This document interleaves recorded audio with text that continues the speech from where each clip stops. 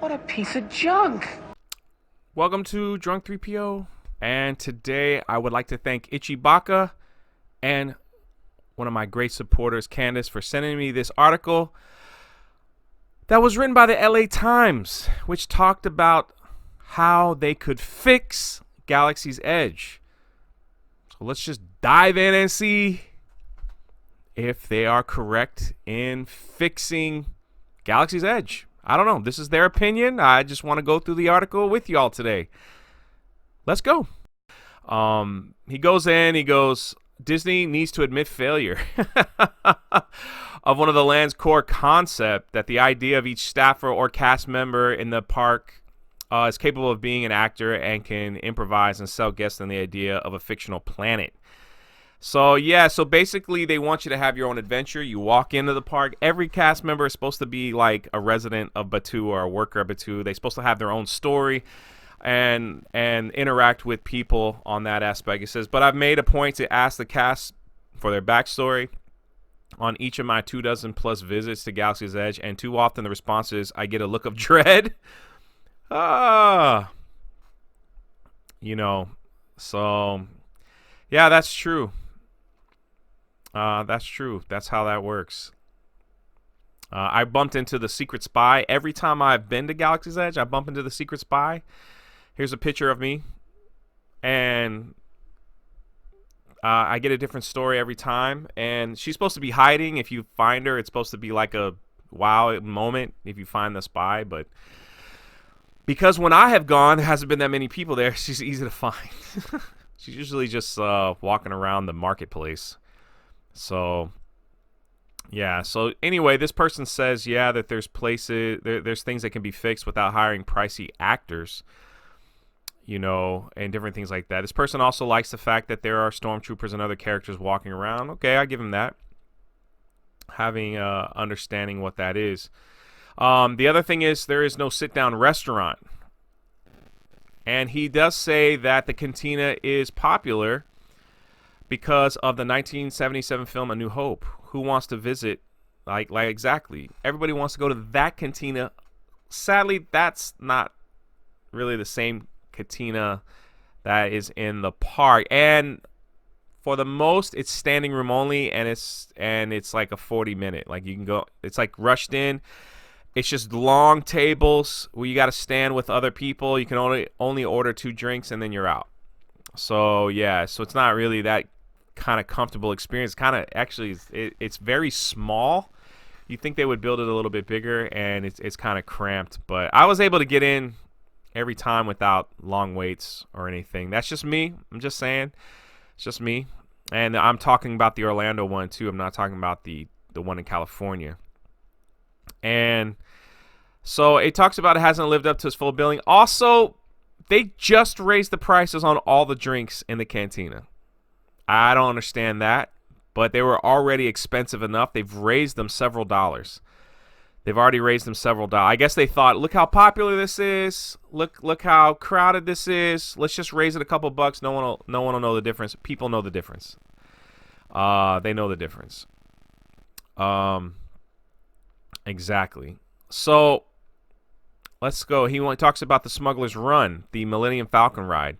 It says the Smuggler's Run seems to violate what has long been a core tenet of Walt Disney Imagineering. Yeah, that I give him that.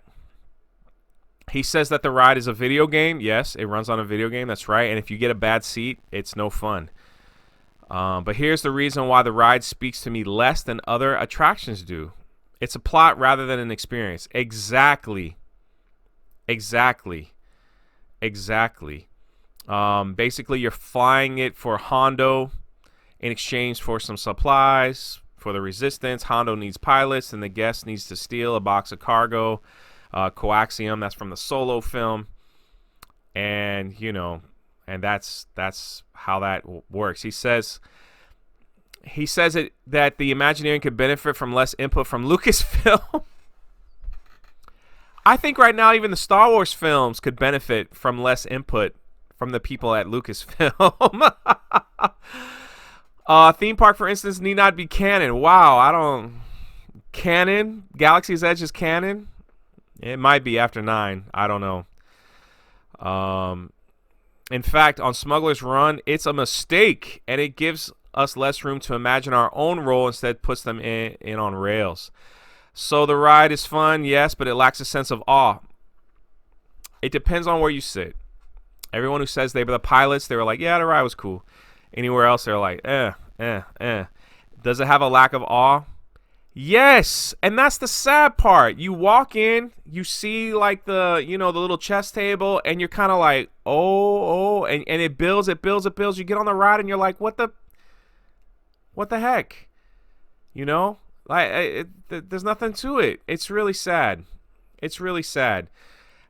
He goes on to compare it with the Flight of Passage at Animal Kingdoms.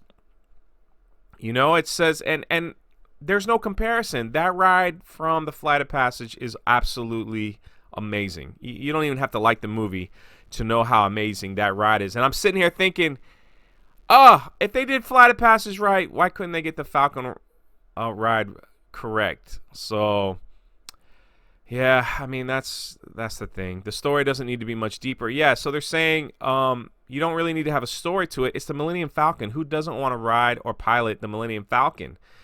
And I agree. That's it, Now, see, here's the thing that he liked building a lightsaber. It's an extra $200 endeavor that occurs. That's when you'll hear the John Williams score, you'll hear Yoda talk and all that. But you got to pay an extra $200 for that.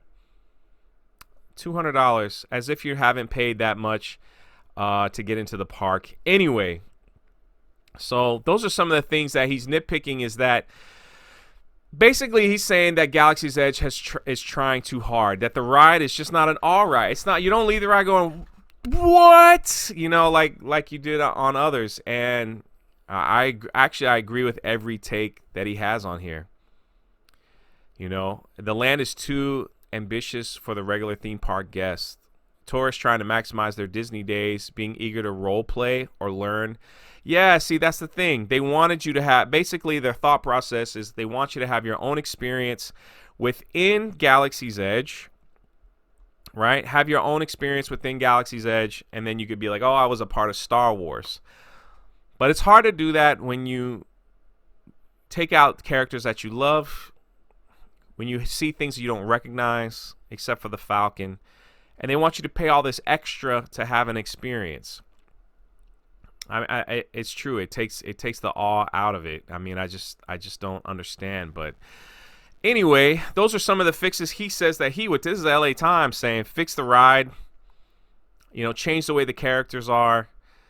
Don't make it so hard for people to have a Star Wars experience. It's not hard. It's not hard. People want to see the movie. They want to be in what they see in the movies. And it's actually could be an easy fix that could last the test of time. All I know is if things don't get better for Galaxy's Edge, it wouldn't surprise me if they started adding little components here, little set pieces from different parts of the movie. Anyway, if you've been there, if you think there's some things that they could fix, I mean, look, even John Campea says they should have original trilogy, some prequel stuff. And many others that like the Disney Star Wars have come in and said they should add a little bit of everything, and not have to pay so much to experience other things. So anyway, that's the video, guys. Tell me what you think in the comment section below, and I will see you next time.